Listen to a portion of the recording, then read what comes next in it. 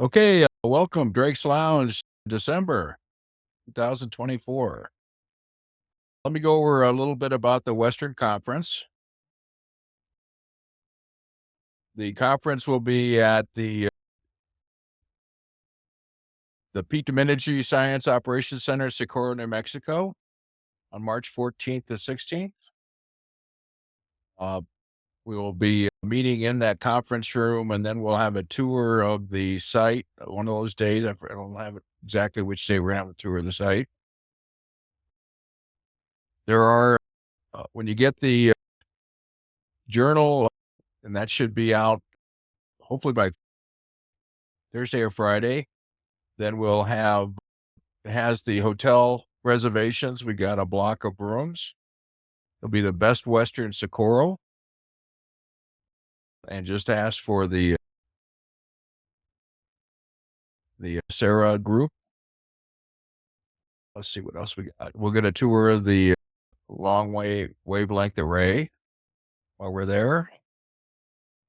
And let me see what else we got. All right.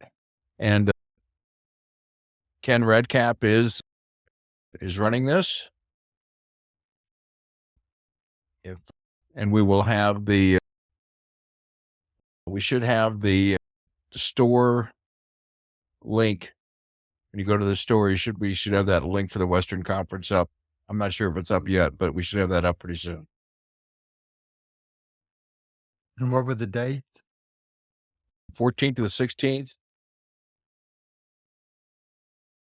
That's in March. All right. Any other questions on the Western Conference? Okay. Last, and I'll probably send out, probably the first of the year, I'll send out a final notice to the 2025 members. If you haven't renewed your membership for 2025, I will take you off the mailing list. And then I'll send out periodic notices to the people that aren't on the mailing list, just to let them know that they still owe for 2025 to be a member. At that point, this is the first time in, I'd say, 4 or 5 years that we've actually had we've gone through the membership list. We've gone very in depth, and we've looked at every member, seen when they've actually looked at our stuff, and gone out multiple times asking for membership dues. And so we may end up dropping, out of 690 something people that are on the mailing list, probably dropping around 300 that have not paid dues, probably in a couple of years. And then at that point, I think we'll have a very good active member list. People that have paid dues will get all of the notifications, and et cetera. After that, then I think the people that still want to join can just join. They just have to go to the store and join or renew, and then they'll get back on the mailing list. So at that point, we'll have a excellent list for the first time in years of our members. Okay. We've got a couple tag team briefings here from Ted and Andrew. Ted, why don't you go ahead and start out? Lose Ted. Oh, there he is. There we go. That's turned on. Now we gotta go do some sharing. Yeah. Okay. We're good. I hope you see that picture now. We do. I gotta get this stuff out of the way so I can push buttons. Great. So I'm going to talk a little bit about what the new stuff coming out of Ezra, the easy radio astronomy software I keep pushing along here. It's an option, at least. We all know you can point an antenna at the sky and record 1420 megahertz energy. And as the Earth rotates once a day, you can usually find 2 places in the sky with stronger power, shown here as these bumps in green. Now I push that button. Okay. Your measurements can get more detailed, though. You can also record power over many frequency channels. Here, the frequency increases up and the time increases to the right. Out in the galaxy, atomic hydrogen atoms emit energy on one frequency, but because those atoms and the Earth are moving, the Doppler effect changes that frequency up and down. Ezra now allows you to plot that plot in 3D with colored power shown on the vertical z-axis. Many thanks to Alex Pettit for finding this Reiner graph 3D plotting program. You can repeat that process each time pointing your antenna at a different angle up above the horizon. The power bumps start to paint the location of our Milky Way galaxy across the radio sky. Ezra can interpolate your data to smoothly predict the points between your data. The strongest power is shown here in brighter yellow. And Ezra can now allow you to plot that last plot in 3D with colored power shown on the vertical z-axis. Ezra can plot that same data using galactic coordinates. And Ezra can allow you to plot that last plot in 3D with colored power shown here on the vertical z-axis. Ezra can plot that same data on a fancier Mulvide projection where the north and south galactic poles are single points. And again, Ezra can allow you to plot that last plot in 3D with colored power shown on the vertical z-axis. NASA artists present the galaxy from high above. The galaxy center is in the middle, and the sun is shown below, about 2/3 of the way out from the center. We see the galactic arms spiraling out from the center. With enough data, Ezra can plot those galactic arms arching around the center. I am so bold as to label the galactic arms shown in the data.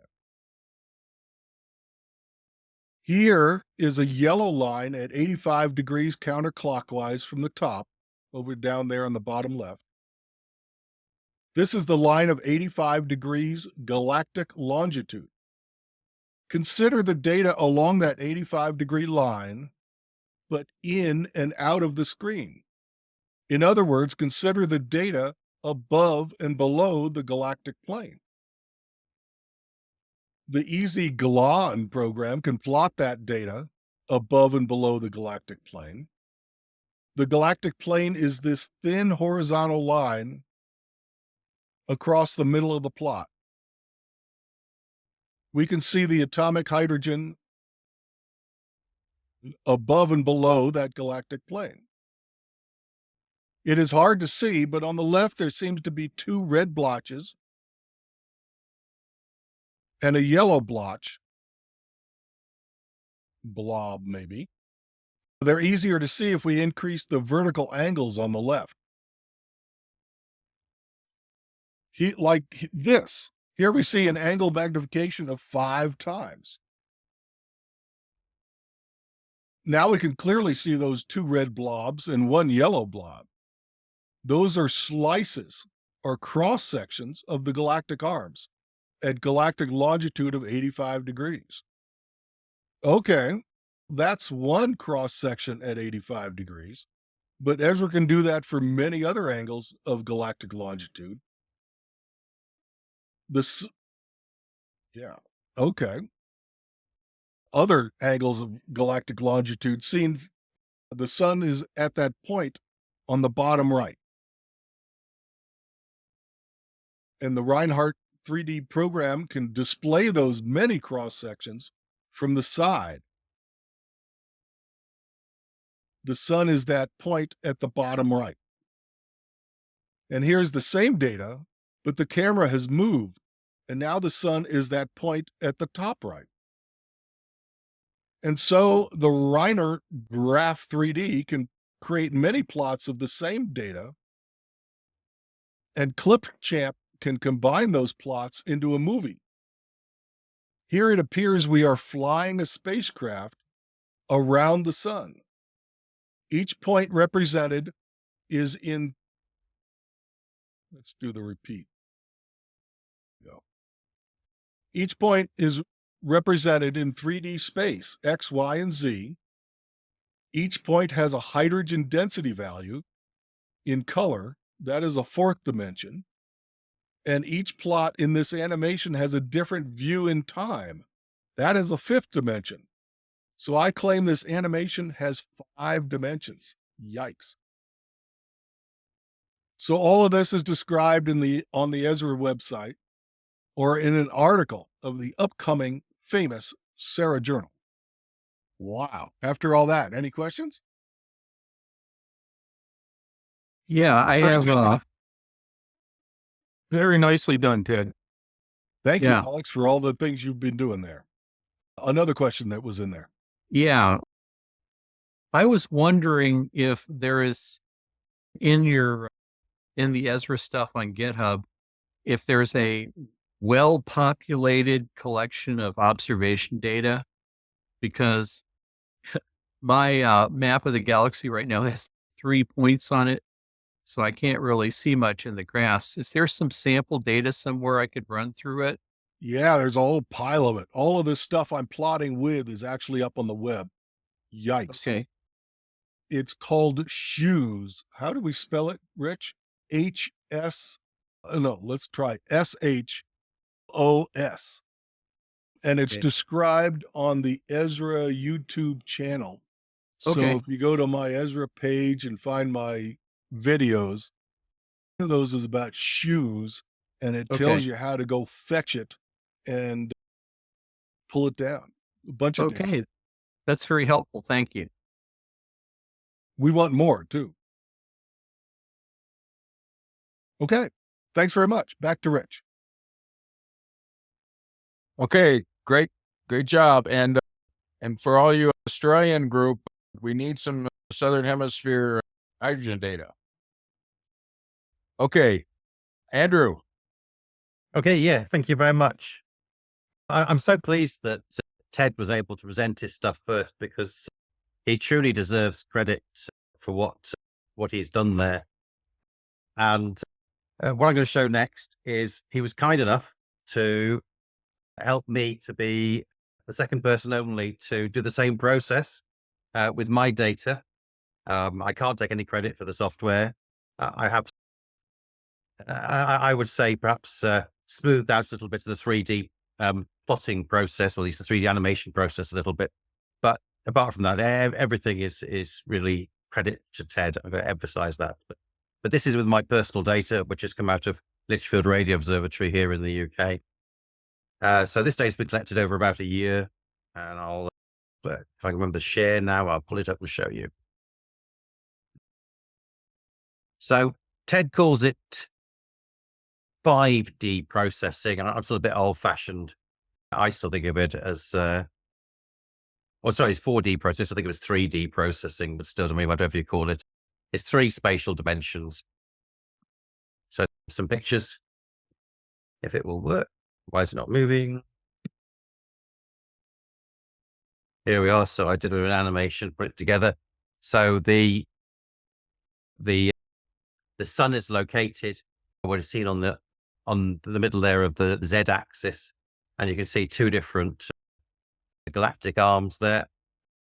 Around as, the software basically allows you to do 0 to 90 degrees well, and you can see that's the bit that I've concentrated on, and we've got a second arm behind it, and you can see the different density within that arm. I don't have as big a dish as Ted does, so I haven't got quite as much detail. But I'm still very impressed with what I got by an 86 by 86 centimeter explanatory array, which is roughly performs at about the level of a 1 meter dish. So I've taken some individual shots from this, done two slightly different ways. So really just taking some images from different directions, some better than others. then I had to go at just annotating it a bit to show. So that's the direction of rotation there. And this is for anybody that wants to follow. If you haven't used Renewal 3D, this won't be relevant at all. But for anybody using Renewal 3D, it's quite important to set the range correctly in order to get rid of some of the spurious bits that come out. And you can use the range setting to get rid of a lot of the RFI, which is what I did here. And this is just some various settings that I used. Nearly done. Just another graphic, an attempt to try and copy a bit of what Ted had done and just show it coming over the top there and trying to compare with a graphic of the orientation of the galaxy. And this is comparing with a map that I created before, again, using Ezra with my data to give you a comparison. So I think that bigger arm on the inside is going to be what I think is the Sagittarius arm, although I might be incorrect with my labeling. And the outer one I'd put down as being the Perseus arm. But perhaps Alex can correct me on this. So I'm sure I got it wrong. And there we are. To finish with another bit of my video there. So thank you very much for watching. Yeah, Alex, how long did you have to collect data to make that happen? What we handled data, that data is from January to November this year. So there's a lot of drift scans going on in there. There's a lot of drift scans going on in there. Yes. It's around about sort of 4,000 hours, something like that. So when you look at your data, does each of the slices in a 3D plot represent a night or a day of collection of data? No, because if you look at the number of slices, there's only like 12 or 13 slices. So each of the slices represents a particular elevation. But so then how long did you stay at that elevation before you move on? My standard data collection time is a week. Okay. It improves the signal to noise ratio, as I understand it. Basically, it helps swamp some of the RFI. Basically, yeah. I have a big RFI problem in my garden. Interference. I definitely have a big problem with interference in my garden. Really big. But if you collect it over a number of days, you can swamp that effect a bit. Probably a bit of data cleaning would do a better job, but still. I got to say, just from the start of this process, when it started, those who followed my journey, and I know Alex has been a great help to me as well, so I've got to give a great deal of thanks to him and Ted. We've got to also give him a lot of credit for having come up with the whole idea of this 3D plotting in the first place and giving us a basic idea where to get started on it. So I started off when I was ill a year ago and had a bit of time, and all I dreamt of doing was being able to detect hydrogen.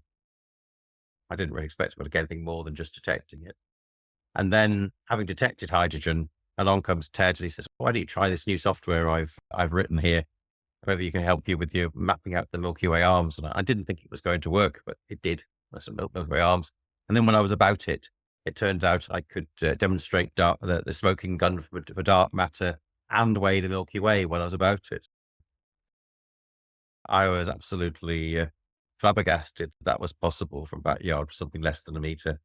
And to do now what is something that I only ever dreamed of doing, be able to create a three-dimensional animation flying through the arms of the Milky Way, just absolutely bowls me over. When will we ever stop as amateurs getting better and doing more and more? I don't know. It's quite incredible. All right. Great, Andrew. Great work. Let's go to Alex. Jump started a lot of this 3D stuff. Hey, good afternoon. Want to regress a bit to Chet's comment about information available for Milky Way info. And I wanted to share this one. If you're not familiar with Marcus's A Map of the Galaxy, are you familiar with this? No. Okay, this is, I'll tell you what, I'll repost this after the meeting up on the SARA group site. Okay. This is really good. This is good within 15 minutes of RA. This is dead on. It will allow you to time to start your RA scans, even from the very dark to the lighter blue areas. This nails it. I've done a lot of detailed analysis with some antennas that have pretty good signal noise ratio, and I just watched this drift by, and it's maybe we have 15 minutes discrepancy between the two, but I would say Marcus is the right one. This is good. This is the great reference for beginning your scans and knowing what to expect. Okay, good. Thank you. Now, next is a short presentation of what I would call complementary software in that the H-Line 3D is the software that helps you determine the performance of your hardware. Even though it does produce good plots, this allows you to evaluate the performance of your hardware. And I have some examples of, please move away from this. Can you see this okay? I got this overlay of warning that it's too close to the edge. Can you see this okay? Can. Go ahead. Looks good. All right. No. Okay. So anyhow, I have several sets of data, 5 of them actually. Whoops, here we go. Of different scans that I've taken with a couple different antenna systems. And this is my modified Wi-Fi dish. It's now 1.2 meter, and it has pretty good signal noise ratio. And these are all 24-hour scans, and running at 5 minutes per scan, around 300 samples per day. And so there's a drift that goes on here. And over a period of time, you get drift. And amplifier drift is really a very small part of this. I have a video and did calculations that the Sawbird LNA has a drift of only 1/10 of a dB for 10 degrees C change in temperature. So all of the stuff that you see with the drift is due to some other environmental. I was starting to think it may be resistance changes in the antenna, in the feed, and also sunlight reflecting off of objects, or maybe changes in temperature of their surrounding shrubbery that I have.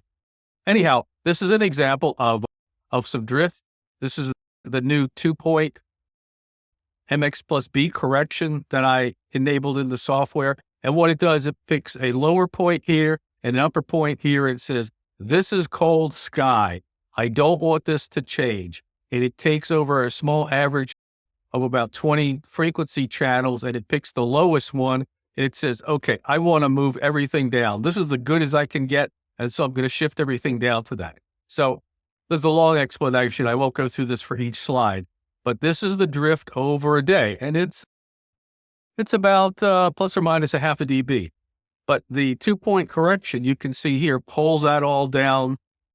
And the result of that goes from what the drift scan, the raw data looks like. This is 3D.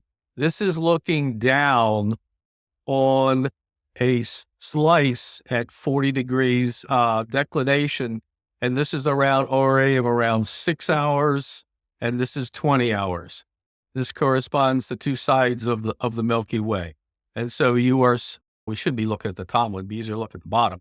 And you're seeing 3 arms of the Milky Way here over this point. And you can see how it cleans it up.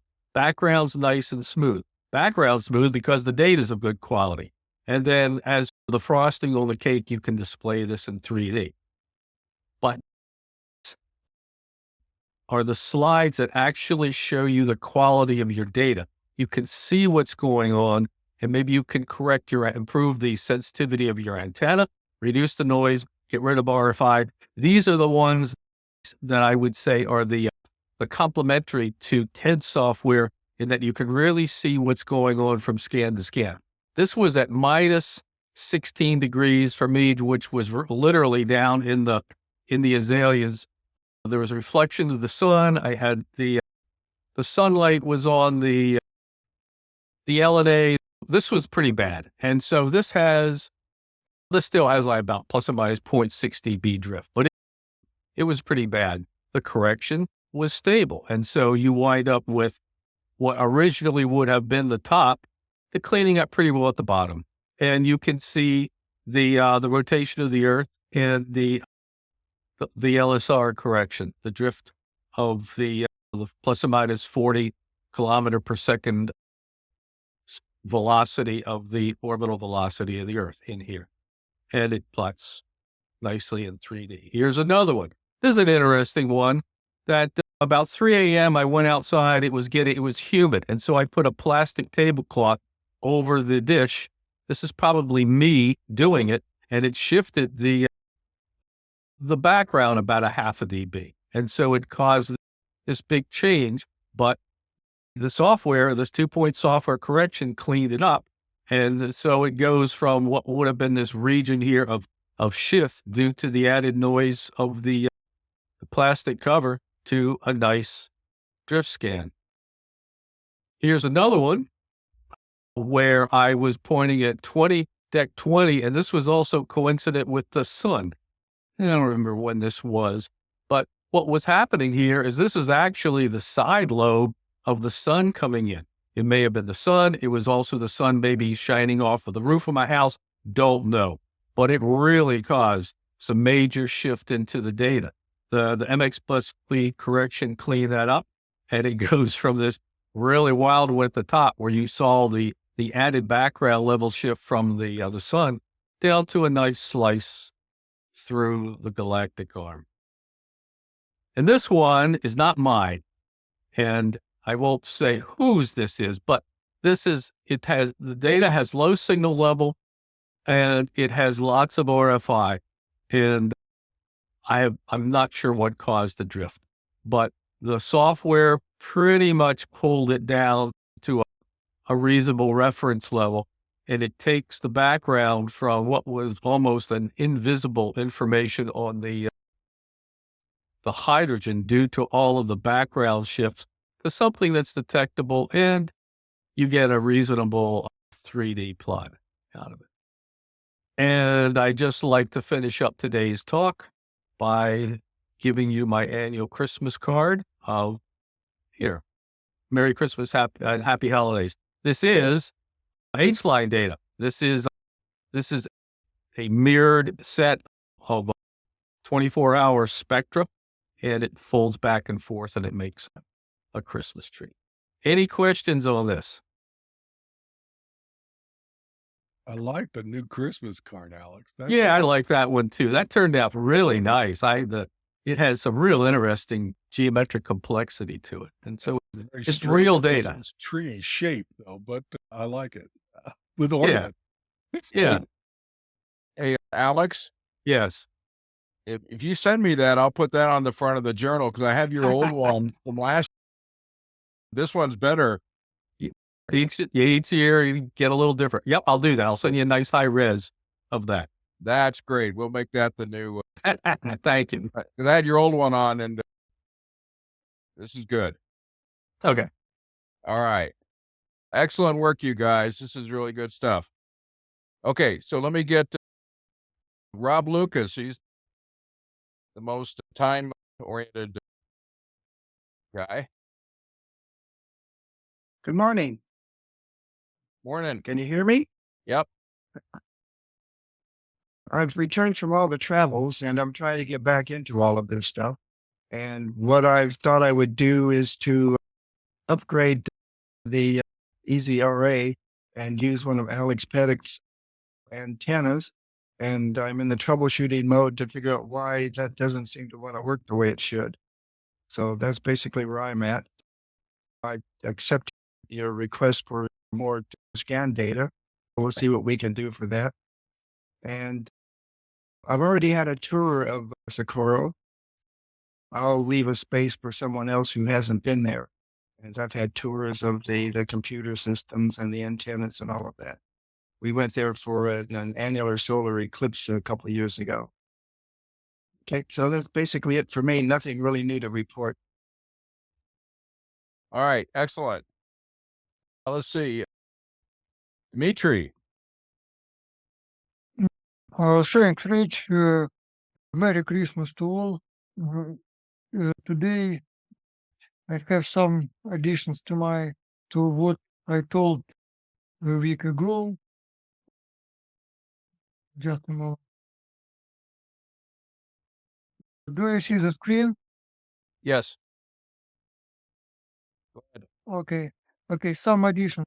I am sure I will be short about what I told a week ago. This observation in a 6.7 gigahertz methanol lasers from W75 and DR21 star formations regions. They are part of a big star creating complex Cygnus X. They are very close each other and both with high infrared luminosity. WDR21 is brighter in far infrared luminosity than W75, and nevertheless, brightness in methanol radiation for DR21 is much lower than W75N. This is normal view of spectrum for W75N. For my dish, 2.5 meters, radiation from W75N and DR21. The dish cannot distinguish W75N and DR21 even because of very wide beam and 80 Yansky is the threshold of detections of methanol lasers lines. This is observations from first half of November of W75 and DR21 is not seen because their radiations under thresholds of detections. This is normal view for W75N half of November, but in second half of November, some changes. I saw some changes in spectrals of W75N line about 4 line about 4 kilometers per second is still is almost unchanged. Line at 7.5 about 7.5 kilometers per second is disappeared and line about 10 kilometers per second is appeared and I suspect it can be some artifact of post-processing or receiver, but this appear again in next observations. Very fresh observations in this week. For comparison, this is spectrums from end of November. Line 4.5 kilometer per second is still there.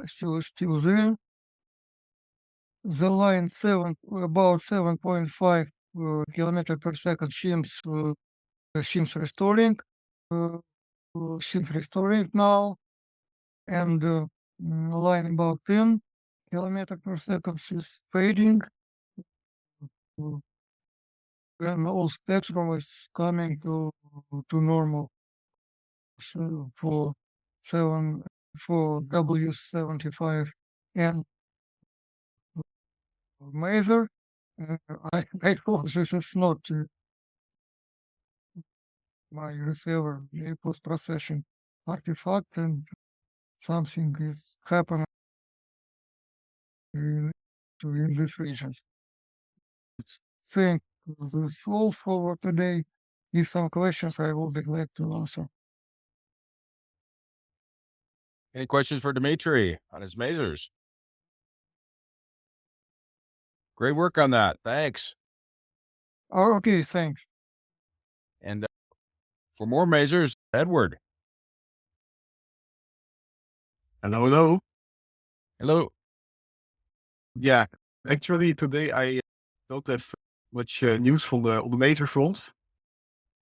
I do have some other observations actually. I went back to 1420 megahertz for a while. So I have some slides to show, if that's okay. Go ahead. Let's see. Yeah, can you see this? Yep. All right. Okay. Yes. A couple of months ago, Jason was doing quite a bit of work, extragalactic hydrogen, so the hydrogen line from other galaxies. And yeah, I've been doing some work on this as well, a couple of years back. In 2020, trying to detect the Andromeda galaxy. And yeah, Jason's recent work spread this current project, which is to try to detect some more galaxies at 1420 megahertz. First of all, I made a short list of some galaxies that might be potentially detectable based on these two articles that I found. Actually, Edward, can you go into Sorry? presentation mode? Sorry? Can you go into presentation mode so we can see the whole slide? Yes, sorry. There we go. Oh, perfect. Thank you. Great. Okay. So I made this short list. So of course there are the usual suspects, Messier 31 and Messier 33 at about 120 and 70 Jansky respectively. And below that, it's the flux densities of the other targets are much weaker. So I see 342. We are already at only half of the flux density of Messier 33 at 35 Jansky. And then below that, the other targets here are all in the sub 20 Jansky territory. Yeah, the question is, of course, is it possible to detect such weak signals with a 3-meter dish and only drift scans? So how weak are these signals actually?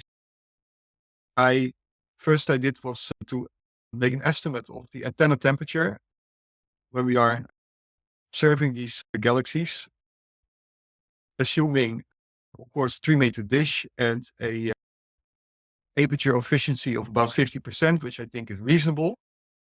And yeah, what we can see here is that the estimated brightness temperatures range from 0.3 kelvins for the Andromeda galaxy to only 0.025 kelvins for the weaker targets, Messier 83 and IC10. Yeah, to put this into perspective, when we do observations of the hydrogen line in the Milky Way, we are typically seeing brightness temperatures in the order of tens of Kelvin to over 100 Kelvin in the brightest spots. Yeah, these external galaxies, when we are observing with a 3-meter dish, they are in the order of 100 to even 1,000 times weaker than the hydrogen in the Milky Way. So this is going to be a very challenging project. So what I did next is to try to estimate the signal to noise ratio with 1 hour integration time and bandwidth of about 40 kilohertz. which I think is enough resolution for galaxies. This gives you about 8.4 kilometers per second in resolution in velocity.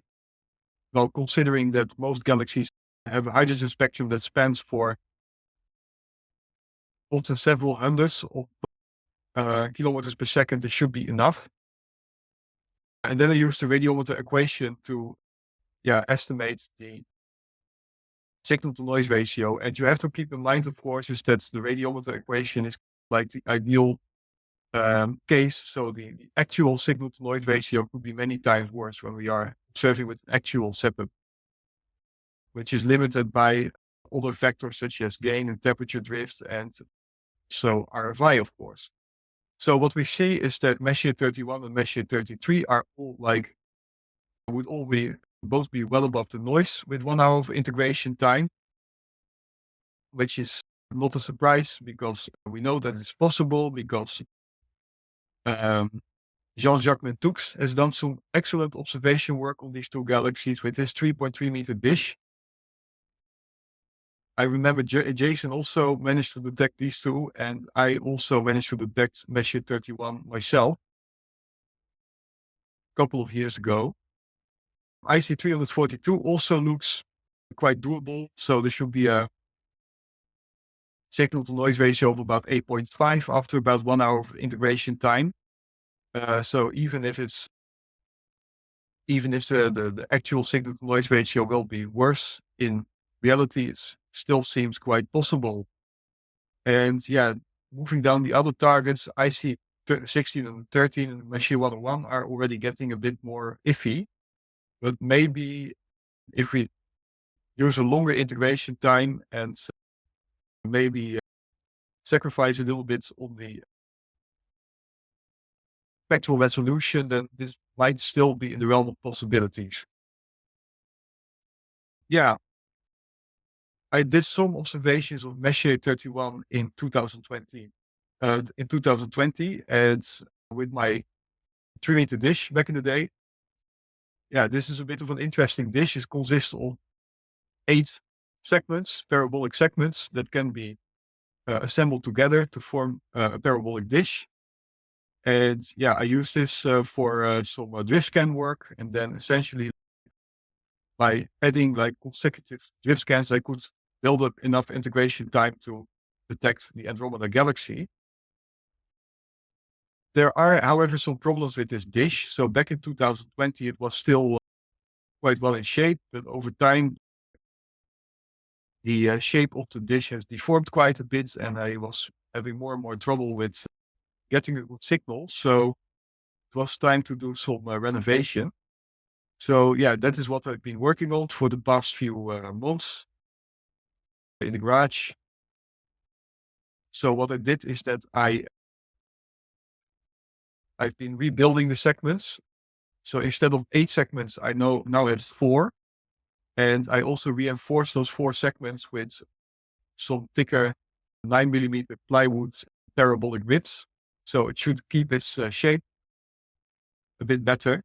And what I also did is that I'm also now supporting the dish from below, instead of just hanging the segments from these thin tubes that you can see over in this image from the central pole. By the way, all this construction right in the center of the dish is also not ideal, but for this type of dish, you cannot really go without it. But this is how it looked like when it was all ready. To quickly go over the setup. Of course, I have my dish. Then I have a V4MA type feed, followed by a J8 FEK LNA with a noise figure of about 0.6 dB. Then this goes into a bandpass filter and an additional amplifier. There's about 10 meters of cable inside where I have my laptop with my Ezra mini SDR. And to average and collect spectra, to save them, I use SDR Shard with the IF Average plugin. I did some first observation runs December 4. So this was just with the dish pointed at zenith. So basically sitting stationary on the table. So as you can see, these results already look quite promising. You can see in this drift scan, for example, there's really some really nice fine detail in the hydrogen line. So yeah, for M31, that's going to be a little bit more tricky. So the spectrum of Messier 31 is quite weak, about 0.3 kelvins at its most, as I already mentioned. And it's also extremely wide. It spans from 0 to minus 600 kilometers per second. So that's about megahertz, over 2 megahertz actually. That makes the bandpass correction also very challenging, because if there's any sort of like thermal drift or something, then that can cause, that can obscure the Messier 31 spectrum essentially. So what I did is that I tilted the dish. I placed the dish on the table, pointing south, and tilted it by 10 degrees to set it to a declination of Andromeda at plus 41 degrees. And then I just did 4 drift scans, so 4 days. So I said I have averaged and save a spectrum every 60 seconds. And to do the bandpass correction, I used 2 blocks of 10 spectra before and after the transit of Messier 31. This diagram illustrates essentially how I did this. So you have, of course, the time of the transit. That takes about 20 minutes. So 20 spectra. And then to get rid of the bandpass response of the SDR, I take 10 spectra from before the transit. And then an additional 10 spectra from after the transit. So what I then do is that I divide the average spectrum from during the transit by all the average darks, so the before and after transit spectra, and then this is the result that we get, which is a really nice, very flat spectrum. This is, by the way, the same trick that Jason used to do his observations. These are the results for drift scans of Messier 31. So you can start to see like this slight peak at minus 500 kilometers per second, and this sort of plateau between 0 and minus 500 kilometers per second, which is the spectrum of the Andromeda galaxy. And when we average those all together, this is what we get. So we get a nice shifted peak here, and then this sort of plateau. And the redshifted peak, the Osborne, the spiral galaxy, is overlapping with the hydrogen emission of our own Milky Way. So we cannot really see that, but still, this is a pretty decent result, I think.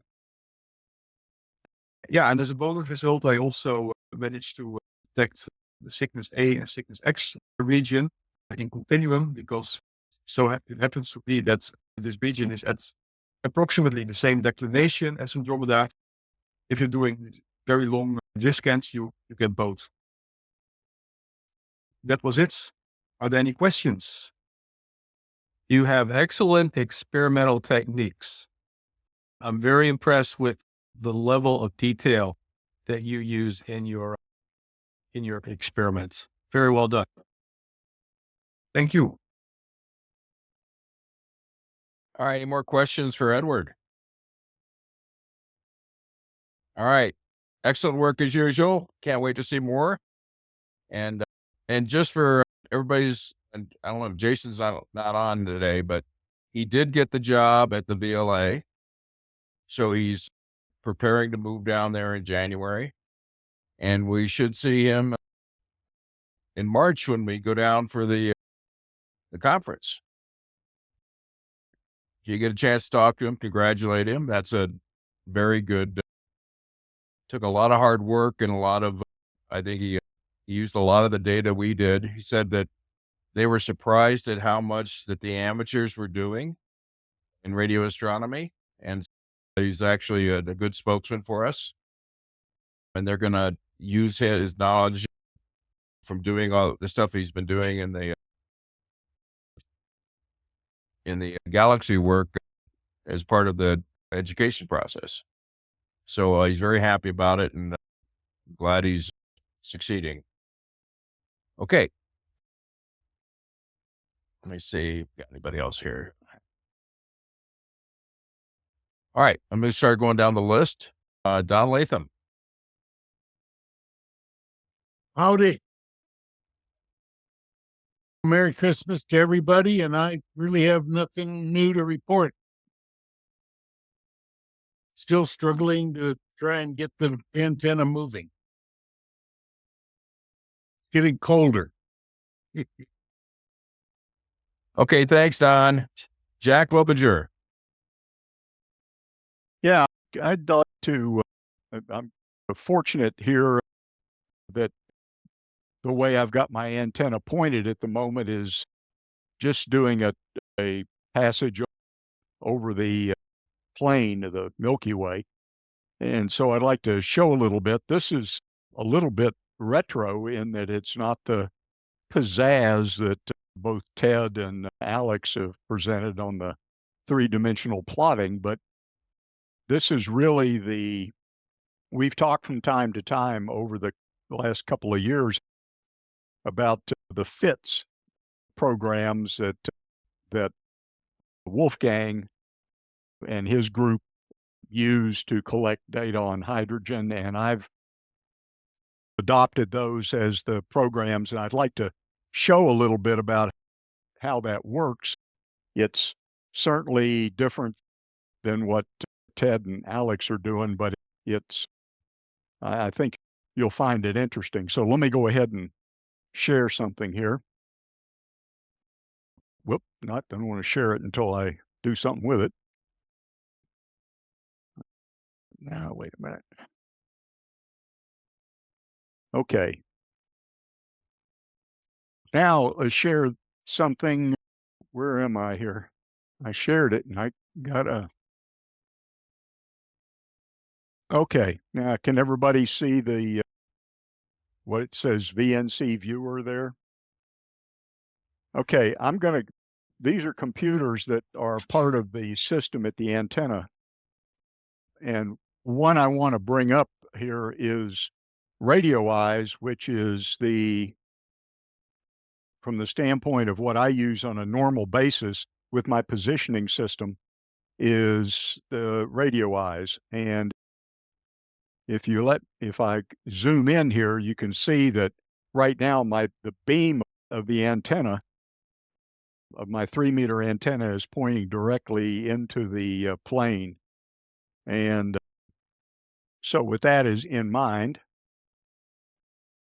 let me go ahead and launch the capture program, which is in fact a NUC computer running against a Lime SDR and running the software that came from Wolfgang's group, adopted by me to do what I needed to do. And if I can, this is corrected by a receiver, and it produces a lot of information from the standpoint of detail. And there's about a 20-second integration period or scan period here on the looking through the antenna. I can also set this up to execute every 2 minutes. In this particular case, it produces a pretty simple graph, which, if you expand it out here, is what I'm seeing hydrogen-wise. And all of the data that you see on the left here is all the current data, including corrections and everything else. And it does store plots, and it stores the raw data, and it does all of that, which I can then take and put into literally any kind of program for further analysis. When I close this particular view of the plot, I get a plot of the plane of the top view of the galaxy, and this is showing, based upon the galactic coordinates, this is showing the line of sight from the sun down here through the area where my antenna is pointed. And you notice it says up here that the beam is a little over a half a degree above the galactic plane. That's clearly seen from the data that we have over here in the actual tabular form, but I wanted to be able to graphically show it. This particular program is just a one-time shot, but I also have the ability to launch a program that does this repetitively every 2 minutes and builds up a data set. This is actually in coordination with the positioning system. Once I get on the plane of the galaxy, I can track the antenna on that plane if I wanted to do that. But in this particular case, I've just got it pointed. And if you look at the information, what you see here is that it's already starting to move a little bit off the plane. And look at that in a broader perspective. It's right in here. But that data is all collected, put into standard FITS files, and those FITS files can then be reduced with any number of different programs to produce more interesting or pizzazzy displays, if you will. So anyway, I wanted to share a little bit of that, and if there are any questions, I'd be glad to try to answer them. Do you routinely share your data with other places? I don't know. Any other places? The simple answer to that is no, I don't. I've never had anybody request that I do that. I'd be glad to do that, but I never really have had any requests to do that. It's private. It's right now just something that I archive and go back and run analysis on it as I can. Jack, the output of your integrations then are FITS files. So they Yes. contain data. They can be Mhm. displayed, of course. That's great. Yeah. But Yep. I guess once every 2 minutes or so. That's good. And they are velocity spectra, it looks like, when they're finished. Great. So the other data collection processes we have could create those as well. I'm curious, once we have FITS files in your format, what else could they turn into? You say other programs can follow. Give us a little hint. There are standard FITS viewers, for example, that are produced by NASA and other people that FITS obviously stands for Flexible Image Transport System, and it's usually used to display both graphical type data and tabular kind of data that are collected in that format. Can we start gluing a whole bunch of those FITS files together? Sure. You can, yeah. Each FITS file is a unique number or a unique designator. And of course, you can take those, and I've used the programs that were produced in France. There's a kind of an equivalent to the US based FITS analysis kind of suite. I think they call it CASA or something like that in the US. That it's a program that the French developed for the European space agency and other people, but it allows you to do analysis of multiple FITS files and different arrays of FITS files to break down and show data. And from that you can produce a lot of 2D, 3D, 4D kind of plots. I'm not an expert in it, but I've used it to display data. So CASA is the name of the US version. And I think CASA is, if somebody else on the list here or the group knows this, there's a data reduction series of programs, and I think it's called CASA, but I'm not entirely sure. CASA is correct. Okay. the And- name of the, CASA. and you're following after Wolfgang's guidance, which is perfect. I got What it. is the name? What is the name of the French version now? If it wasn't for impending Alzheimer's, I think I probably could tell you. Maybe I you don't can chat remember. it to us later here. Yeah, I don't. That'd be great. I was sitting here trying to think of it. It's been a while since I've used it, but damn. Anyway, it's the French have an equivalent to CASA, and I jumped on it because it was something that seemed to readily deal with FITS files, and I emailed the French folks, and they were kind enough to help me try to learn a little bit about it so I could actually start analyzing data, and I was able to produce 2D and 3D plots with it. Great. Okay. We'll chat more by email. Thanks, Jack. Sure, no problem. Can I comment that I think that the data that you showed on the left when you it showed all the different details about how the data was collected. That's the metadata in the top of the FITS file, isn't it? That's correct. That's the header. The header, effect. right. That's the header of the FITS file. So every FITS file has a header that tells what all is in it. And the different programs of people around the world that work with FITS files take that data and they use it to construct whatever following analysis of data that they want to do, right? That's correct. And there are several canned programs. For example, let me see here. Let me bring this up. All right. Yeah. Maybe I shouldn't quite do that to you. Let me share here and then bring up. That's not what I want. Never mind. There's one called QFITS. There's a QFITS viewer. There's also a couple of others.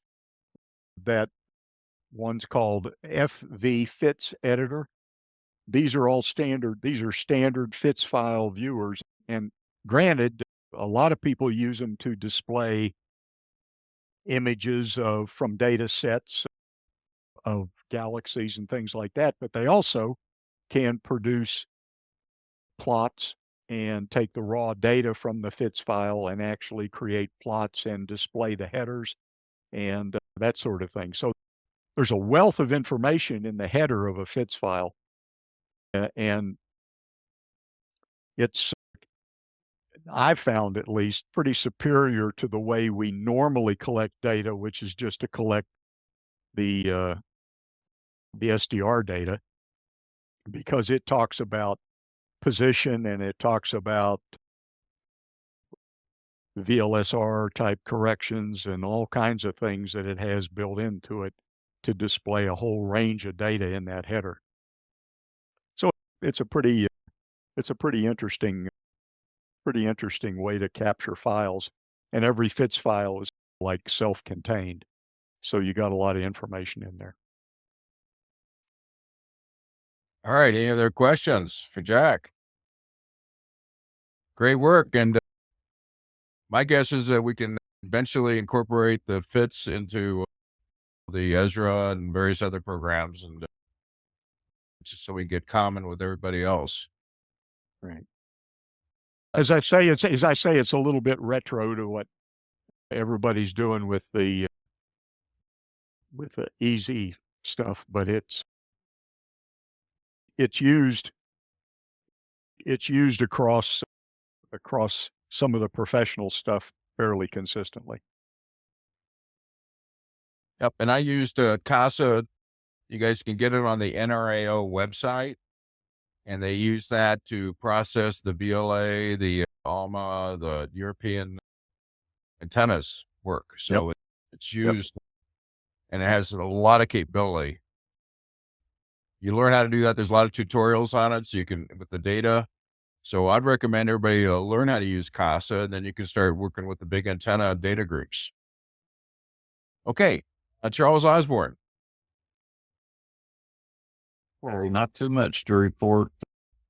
Been observing down at minus 25 declination, and actually the sun is about to come down close to the center of the galaxy, so it gave me an interesting plots every day as the sun drops lower and slices through my recordings. So I've been watching that. Also have to stay fairly low so I don't catch rainwater and stuff in the dish. So that's a advantage at the moment, being down at minus 25 declination. Not too much to report. Busy with Christmas. Haven't really got anything to show. All right, thanks, Charles. And Charles also is our historian and has a nice article in the journal this month. Okay, Jeff Flatton, Fladung. Is that pronounced right? Yeah, Flatton. That's close enough. Yeah, not much going on. Basically, I'm glad to hear that the Western conference is at Socorro, because I've been going down to Truth or Consequences in New Mexico, which is an hour south of there, for 26 years to visit my parents when they winter, and I'm always going to try to make it over there. Never have. So now I have a good reason to go to the conferences to finally make it down there and to meet everybody, or as many people that show up. But other than that, still listening and learning and going from there. Thanks, Jeff. Yep. Chet, you're on mute. Chet, you're still on mute. There we go. There we go. Yeah, I've been gone for a couple of months. My wife spent the first half of the year hiking the Appalachian Trail, and she's back now. The amount of radio astronomy time I have is moved around a little bit. I've decided to spend the winter working on software rather than hardware. And what I've been doing is I've been reading all the code for Ezra and also all the code for Dispira and NSF, and also rooting around a little bit in New Radio. And my plan is I want to make a version of the Easy Call program that uses an air spy rather than an RTL SDR. And it's a good project. I haven't made much progress, but I have learned a whole bunch about New Radio, Python, and Linux while I've been working on it. So it's a worthwhile thing. I'll keep banging on it probably for the next couple of months at least. I had two little nuggets I wanted to share. One software, one hardware. Software one, I'm trying to understand the standard package libAirSpy really well. And it has a newer version called libAirSpy HF. And one of the things I tried was I took the source code of the libAirSpy program and went all the way through the build and install process, which ran just fine on my machine. And so it went ahead and generated libAirSpy library again and installed it, did all that stuff. As soon as I was done, I discovered that I had clobbered every program I had that already did use AirSpy because it had put stuff in a place where New Radio couldn't find it. Fortunately, I used a Linux utility called Timeshift, and I was able to do a system restore to the previous day, and everything was fine. But just a word of warning there, you got to be a little careful when you're poking around with this stuff. The little hardware tip was the last thing I was doing on my hardware is I'm using an AirSpy R2, and I've been having problems with it overheating. And so I've gotten a couple of USB fans to work with that, but I needed to figure out a way to measure it. And what I discovered is that when you plug the micro USB connector into the AirSpy, there's a gap of about 3/4 of a millimeter, maybe. It's not very big, but it was just big enough for my meat thermometer to fit in. And it's that we use when cooking turkeys and stuff. And that actually worked fine. I was able to, with that in place, I could run the thing for 15 or 20 minutes and exactly track how hot it was getting. So be sure and look around in your kitchen the next time you need stuff. And that's all I've got. Chet, I'm excited about this idea of getting AirSpy into new software. I've come very close, and I have lots of ideas of ways to make it happen. I have code to steal from and all kinds of stuff. So Sure. let's talk some more. Yeah, I'll be in touch. Excellent.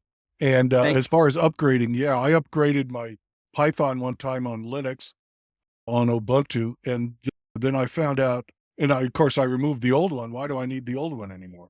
I found out the operating system ran on the old one. And so that trashed the world there for me. Mm-hmm. Beware. Yes. Yeah. I see a lot of head shaking here. Yeah.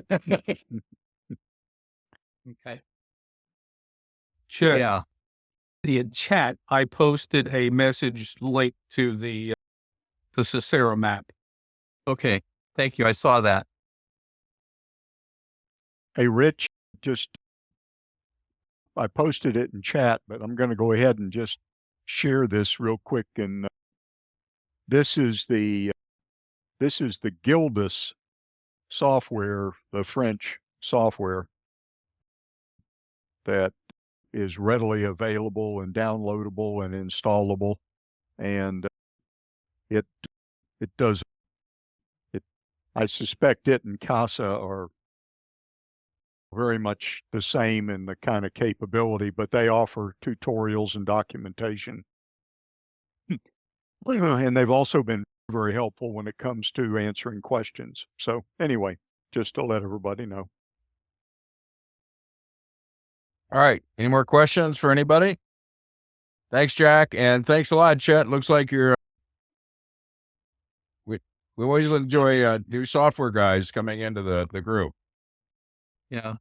I'm glad to do it. I spent 40 years earning my living doing that. So this seems like a good opportunity to get my coding muscles working again. So that's great. That's great. Okay. I have a quick question, if I may. Is the current version of the, what am I trying to say?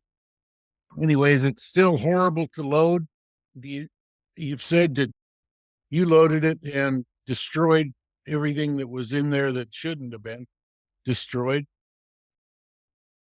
It turned out once I did the system restore that all that had happened was it had set up a new subdirectory for libAirSpy and hadn't updated any of the information that the system had about where the file was. Right. Once I undid that, it began to be able to see the old one. So yeah, none of the stuff actually was destroyed. It was just, it didn't work anymore because it couldn't find all of its files. Okay. Thank you. Sure. Alex, you spoke of posting in the chat, and I don't see that. I see Jack's post. Thank you. Okay. I sent it directly to Chet. I'll post it in a general. Give me a second. Thank you much. All right. Okay. Thanks, everybody. Dennis Hufnagel. Okay. We'll just keep going. Paul. Okay, see if I got through challenge number 1. Can you hear me? I can. Go ahead. All right. Challenge number 2, although I use the Google Hangouts a lot, I'm new to Zoom really. So I have a little presentation. I'm going to try to see if I can get it to present. See if it works.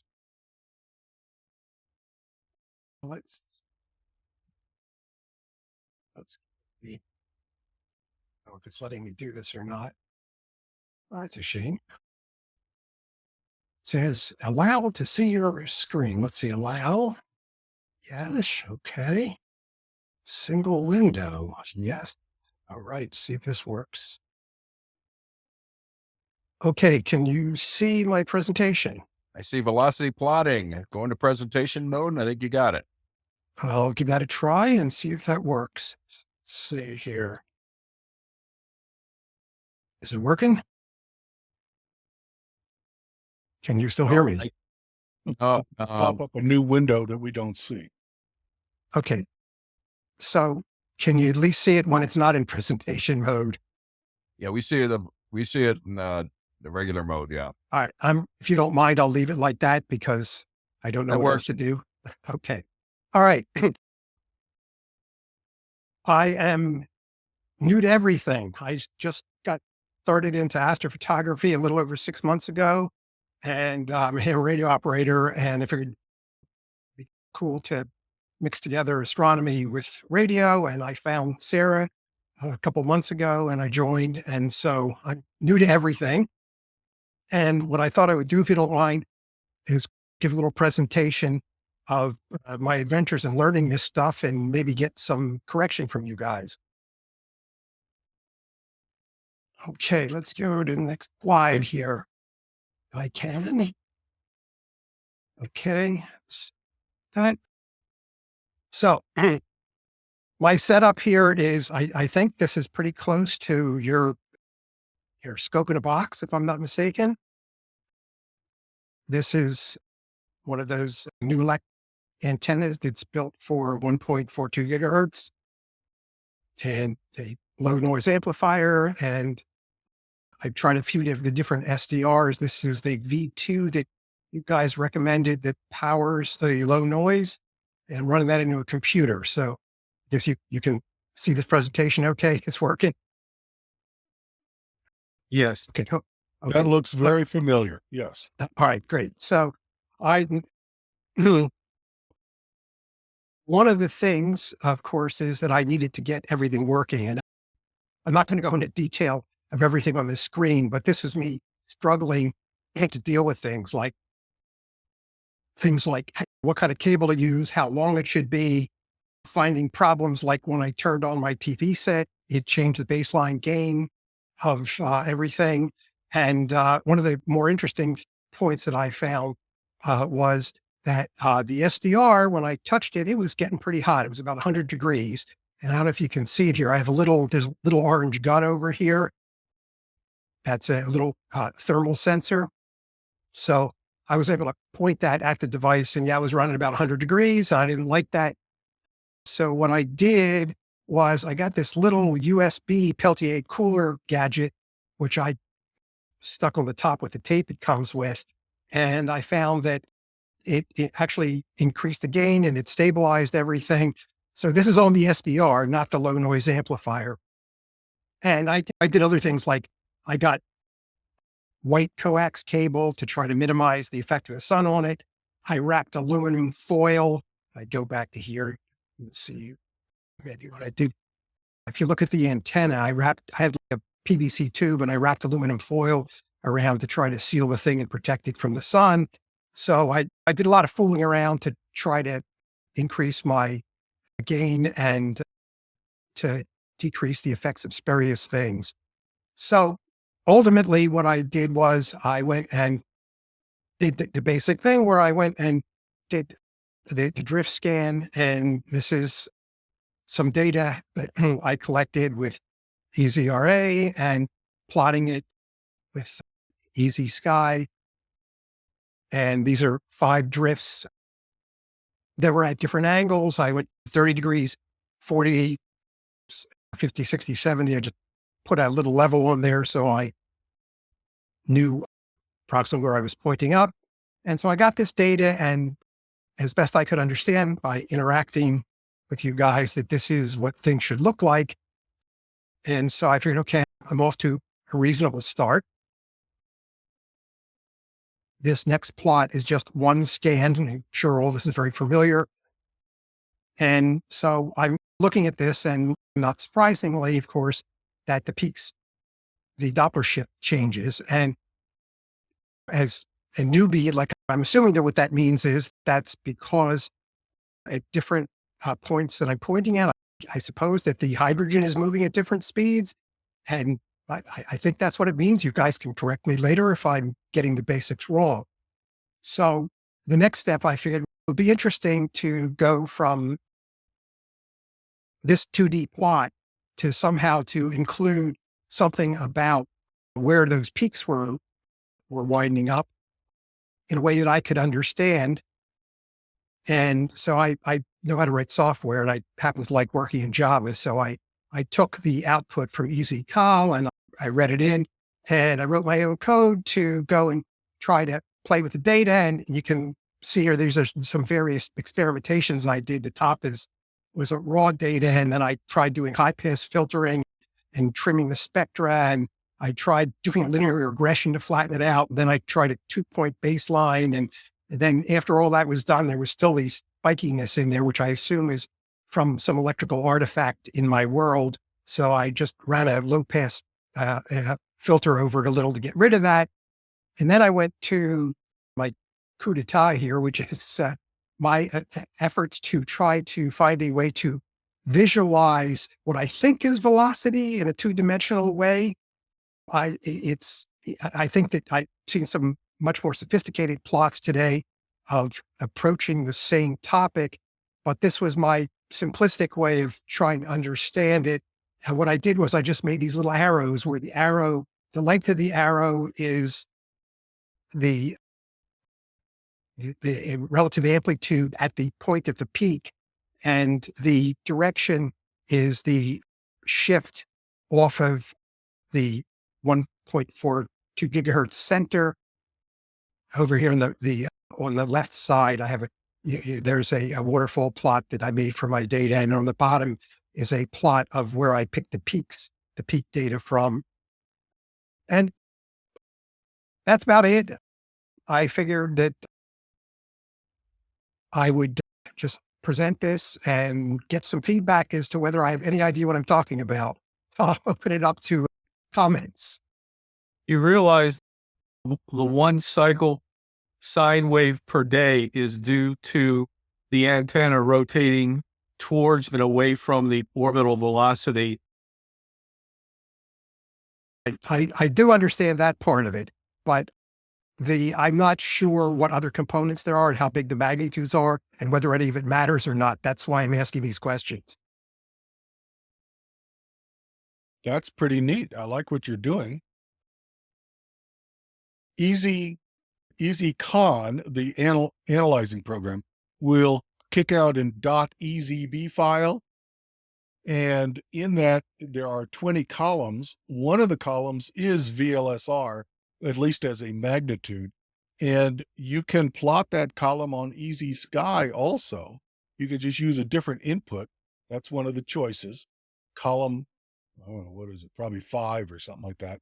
and to plot the VLSR. And at least you can see it in color if that's helps you, much like what you're doing with this plot here. I'm not sure I understand the left-right part, but I understand the up-down part. That's the magnitude for VLSR. So okay, so explain again what you said, because like I said, all this is new. So you have to. Yeah, and this is technical. So what I'm going to do is put it in the chat as text, as a command, just to show you this sneaky thing. EasyCon will analyze your data. That's how you got the Easy Sky plots here and such. And Easy Sky can plot any of the columns. You're choosing the default of 14, which is Ant B, one of the signals. And so maybe that's be helpful to you as well. Let me put it. Yeah. So again, and this is my naivety most likely. What I was trying to do was to show magnitude and the direction of the peak. There's some way of viewing that in some kind of a two-dimensional but color form that covers all that same information. Is that what you're saying? The magnitude of the VLSR. Okay. What is So my point was to get the peak shift at the same time. That was the whole goal. Whether that's valuable or not is a different story that I don't know the answer to. the peak shift? Is that the maximum value in the spectrum, you're saying? Yes, it's where the maximum value in the spectrum is. Yes. That's Okay. that's what that direction represents. So that's the magnitude Okay. at that peak. All right. And So you're seeing the Doppler shift going on. Right. Yes, that was the whole point. And the question is if there's any value even, I don't know. The VLSR is a correction so we can remove the Earth's motion out of our measurements, because who knows what day we started on. A month later, it would look different. And so we have to accommodate for it. And the peak, I was trying to do that with one plot and I never quite did it. I had it in one time and threw it away. So I haven't found a great use for the movement or the offset because of relative motion. So when you're saying going down the path I tried, but I couldn't find a good use for it. I encourage you to find a good use for it. Sounds good. We can talk more by email. Okay. All right. I'm excited. This is good. Okay. Then I will send it back to the person controlling this meeting. All right. Thanks very much, Paul. Dennis, you back? All right. AC. I'm sorry. Oh, Dennis, go ahead. So a lot going on. Trouble is nothing related to amateur radio astronomy. I'm sorry. So I'll hand it on, but I always love to rub shoulders electronically with you guys. I enjoy being around bright guys. Thank you. Thanks. Same to you. Let's see. AC. Yeah. Listening in, I have nothing to report. I've been trying to work on the solar dish has been reported before, and it's very far along on it with all the holidays, activities, and so on. Definitely an ongoing project. Hopefully, into the next year there'll be more to devote to that. But just sitting in and trying to absorb some of this vast information that's coming through now. Very glad to be able to do that. So that's about it. Thanks.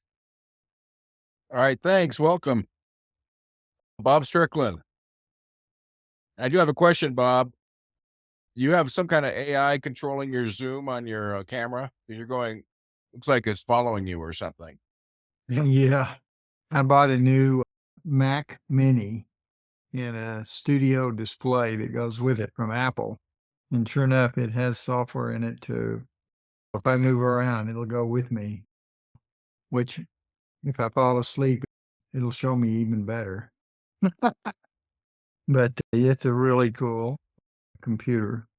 But I'm just here for inspiration mainly today myself. But I was listening to Paul's talk, and reminds me, I made a purchase of one of those little dishes that was sold by Crowd Supply. I think other people saw them or thought about buying them here. I got a notice from them saying they were about to ship. I don't remember how long ago it's been since I made that purchase, more than a year, I'd say.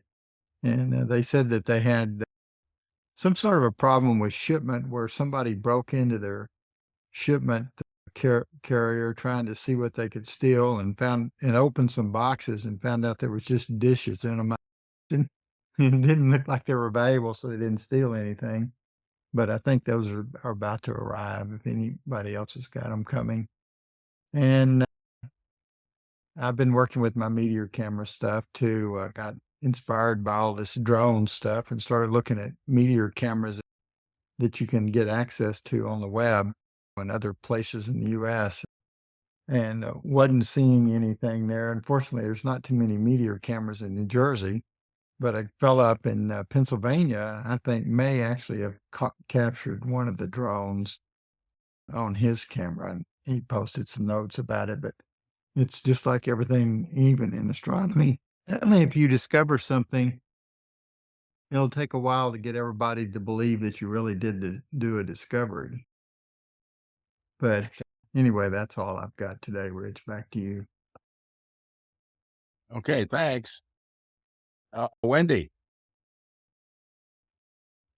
Hello. There's not much going on here except Christmas. I do have a question for Paul if he's on. I'm here. You may have already answered this, but I was wondering, when you were doing your lowering the temperature of your device, what did you find most effective?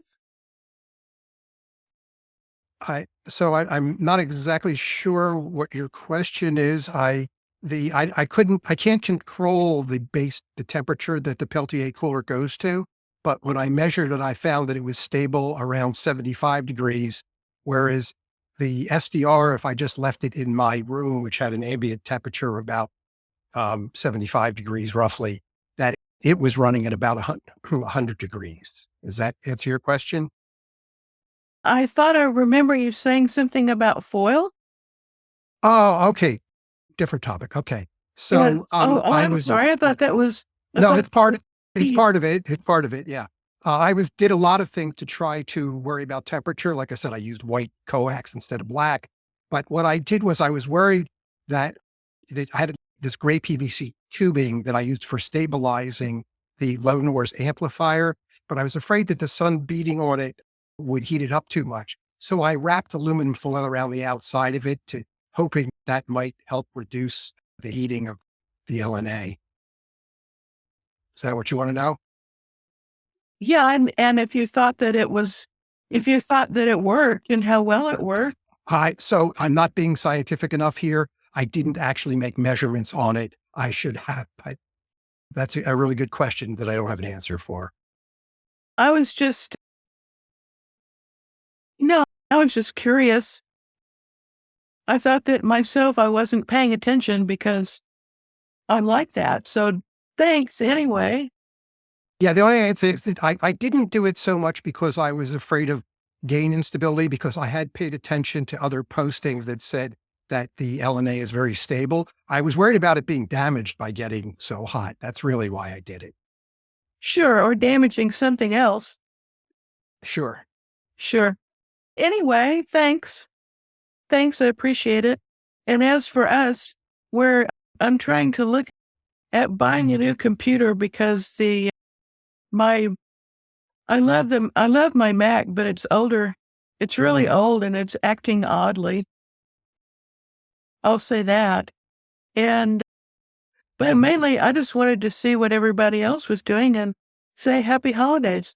And that's all. Thanks, Wendy. Glad to have you on. Yeah, I had a question for Paul. Go, Charles. Yeah. you're powering the LNA with the RTL SDR, right? That's correct. I actually started out by, I had that little USB plug in there, and I had to run a separate power supply and all that business. And I didn't want to leave all that stuff outside. So I had a version 5 of the SDR, and the group told me you need the version 2 to remotely power it. So I ordered version 2, and that's what I used for the data that I showed. Okay. I was just thinking, one thing that I do is power the LNA outside separately up the coax, but I use a bias T inside the house. So I'm using, in other words, I'm not making the power for the outdoor portion through the RTL SDR. So is that, for the point of that is to reduce heating up the SDR? Is that what you're thinking? Yeah, that's what I'm thinking. I just measured mine and it's sitting there at 85 degrees, let's say. And so it's not powering the outdoor portion. I'm powering it on a separate 5-volt power supply up the coax with a bias T. What I find is, for me, is that even if I'm not powering the LNA, it runs really hot. And whether or not it's going to be damaged, I'm not sure. But what I can say for sure is that when I put that little cooling unit on it, that the gain went up significantly, like by about 40% or so. So I figured between the fact that I was happier leaving it on 24 hours a day at 75 degrees instead of 100, that in my world, that worked for me. And that's why I did it. Okay. Yeah, that sounds good. The one thing you got to be careful of is it couples the whatever temperature affects the Peltier cooler is cooling. It can also affect the gain stability of the system. Right. Yeah, I thought about that, and I believe that the Peltier was keeping a flatter temperature than the fluctuations that would occur in the room if I didn't do anything. That was another thought that I had, but I didn't make good objective measurements about it, so I can't give it an objective answer. Yeah. Can I make a comment too? I think that the heating can be related to the amount of sampling you're doing on your A to D converter in the system, in the SDR. And so if you have some control over that, like the decimation or the rate that the bandwidth, and you can reduce that, then it would clock at a slower rate and it wouldn't create quite as much heating. So I'm not that sophisticated yet. I was using EasyRA out of the box, and I just used like kind of the default kind of settings, set my elevation, so on and so forth, direction, whatnot. But I didn't play around with any other parameters, whatever the defaults were. So yes, I could probably do what you're saying, but I was afraid to touch anything for lack of knowledge. See if I got a comment here. Am I okay? Yeah. Comment on I've got one of the AirSpy minis here, and I ended up putting a heat sink on it. It's about 10 centimeters on a side and big hugger fins on it. And that considerably improved the behavior of that. Other comment is that when you run the RTL SDR or the AirSpy Mini, either one of them at much higher frequencies, like if it's running 1.4 gigahertz, it definitely runs hotter than if you're using 150 megahertz area. There definitely is an effect on that. And the only other comment I would make is that if anybody is interested in trying to put like this little cooler on there like I did, it was only $20. It was a USB thing. However, I did get some condensation on it. I had to keep an eye on it because around the edges of the Peltier, it actually did get moisture on it. Just a little comment. Condensation can kill electronics really bad. Experience speaks on that. Everybody likes the idea of cooling their LNA to lower the noise temperature. I'm not sure if that's the best of ideas because unless you have a moisture-free package, you get moisture in there. If there's any solder flux left on a board, it turns into a gooey mess and conductive. And next thing you have a dead piece of electronics. It's definitely something to think about when you go cooling. Okay, thanks. And Bruce, now you're on. Go ahead. What do you got going on? Okay, mentioned that. Yeah, notice on the plots of hydrogen for the galactic plane and everything, the shape of that, I noticed that at 400 megahertz, where I'd done a pretty carefully made map of the galaxy, that at 400 megahertz, you have a definite minus 20-degree declination, about 18 hours right ascension. There's a real hot spot there. But the hot spot on the other side that a lot of people seem to see on hydrogen, the second hump in the day, is hardly there at all at 408 megahertz, which you're looking at synchrotron radiation, not hydrogen. Yet that area towards the galactic center, they seem to both be hot. Just thought that was an interesting difference. Okay, any comments on that or? All right. Well, thanks, Bruce. Okay, another comment I'd like to throw out there. There's a lot said about FITS files and really don't know anything about them. Is a FITS file actually in the lower level? Is it a text file or a binary file? Almost everything I do is stored in CSV files because you can suck it into Excel pretty easy. And a lot of people curse Excel, but as long as you watch what's in the formulas underneath the cells, you seem to do all right. But anyway, that's been my way to keep things. Obviously, that's not what's in a FITS file. So it would really be nice if somebody familiar with them would do a conference presentation or a journal paper on what do you do to make a FITS file. I've got my CSV file fit here that has time and signal strength information and various other information. How do I make that into a FITS file? What's in a FITS file? Is it text file, a binary file? How's it laid out? Like I said, we need a little presentation on that, I think. And with that, I think that's about all I got to say for now. Now, the real simple answer for the FITS file thing is that the data is definitely a text file. The header is, you've got routines in both Python and other languages as well that allow you to create and read the header file and the data file. So there was a PyFits, and there's other more recent AstroPy, I think, and some others that have FITS routines that actually create the header for you if you put in the right data.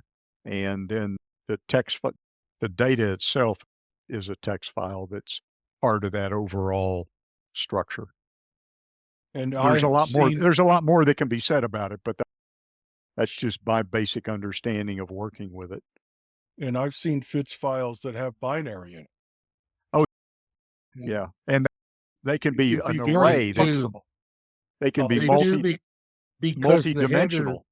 Yeah. The header contains the information you need to read the rest of it. Right. And so the top defines the bottom.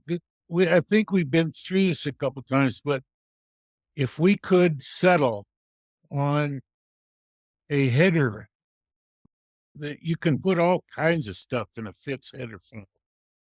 And if we had a robust header file, because we've got the tools, as Jack pointed out, to enter the data, if we could settle on a FITS file header that would suit us so that we all had the same one, wouldn't that be fun? Yeah. I think it would be great. I don't think SARA would be the force to define that, though. I think why not? Why ever not? We got most of the amateurs, at least in the U.S. and Australia as well, that we cooperate with, and Canada. It wouldn't be describing the FITS file for everybody. It'd be just describing what SARA wanted to have in their block of FITS files. That would be fair, but it would involve for example, Ted's stuff and the others. I agree. as I'm well. ready to come up with send out FITS files as an output. I just don't know what the output is, the format. That's And I FITS is very understand. flexible. The first data point, is that in the top left or in the bottom right? Yeah, I've seen both. Oh, yeah. Oh, yeah. That's left over from when things used to be In astronomy pictures, raster you really scan. don't care. This used to be raster scan. No, you don't care as long as you know what it is. But, Yeah. That's a nice phrase for FITS. You don't care as long as you know what it is. So yeah, that's it. I'm not complaining. I just recognize that there's flexibility. Yeah. Okay. I would like more. Carry on. A possible option here is that the 20-meter dish produces FITS files. And that might be a good standard to use since they're using it and they're doing the radio astronomy the same way we are, but they're producing FITS files too. Might be look at that and see if that'll be a good standard. I think that's a fine idea. And where do those files go? What program do they feed into? So yeah, that's what interests me. Okay. Let's keep going. We got 10 minutes. TDJ. Greetings, everyone. I've been listening right along here, and it's a good discussion. I will tell you that today is the 15th of the month, and on the 15th of the month, every month, I stop and make an image backup of all my computers, which means that all my computers go out for somewhere between 8 and 12 hours as I make these images. I'm doing incremental backups also, but supposedly I'm the highly trained professional that does not lose data, and so far I have not lost data over about 40 years. So anyhow, which also means that I have just about every email anybody's ever sent me. That stuff exists. Anyhow, so I can say that as of midnight last night when I started this, everything was more or less up to date as the treasurer. All the incoming requests had been processed with one exception, and I'm waiting for some additional information from that person. And as best I can tell, he's not on the call today. So anyhow, people have questions, you can ask them here. I will try to answer them, or the better point would be to send email to me or to the treasurer's address, the alias for the treasurer. Nothing else. I'll let it go at that. Anyone? Thanks, Tom. Hardest working guy at SARA is the treasurer. And just while we're on that note, for Christmas presents, if you want to go to the SARA, it's not the store on the website, it's the SARA gift shop. Well, yeah. Gift shop. Yeah.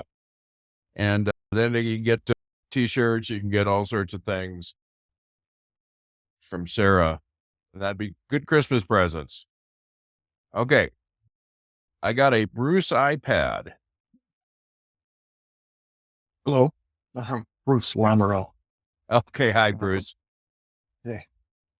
I have enjoyed listening in today. I feel motivated again to get back to my RA stuff. I had recently picked up another laptop and I was moving data off of the old one, and I had some really large files that were taking a while to move, and I started looking at what they really were, and they were all of my drift scan data.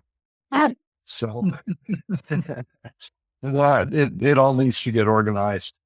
I have a lot of it apparently, but yeah, I went out and made sure my dish has just been aiming horizontal for a long time. So after listening in now, I'm more motivated to get back to the radio astronomy. I've been doing a lot of variable star photometry lately and getting caught up in other stuff, but I'm glad I tuned in. so I can get back and clean up all that old data.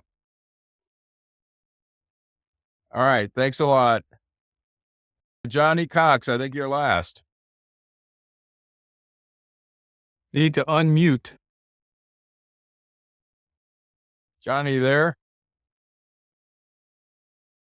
Yeah, hit the unmute. I don't have anything to contribute.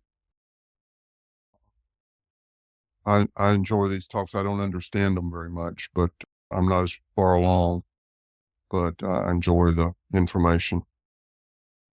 Thanks, Johnny. Glad to have you here. Okay. Anybody that I missed? Anybody have any last words? All right. Tune in. The next email coming out is for Drake's Lounge Australia, which would be Friday, our time, but Saturday morning at 9 a.m. Melbourne time. And you're all invited.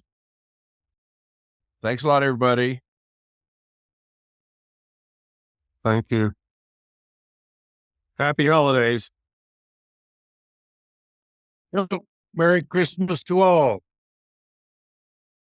Not to all, good night.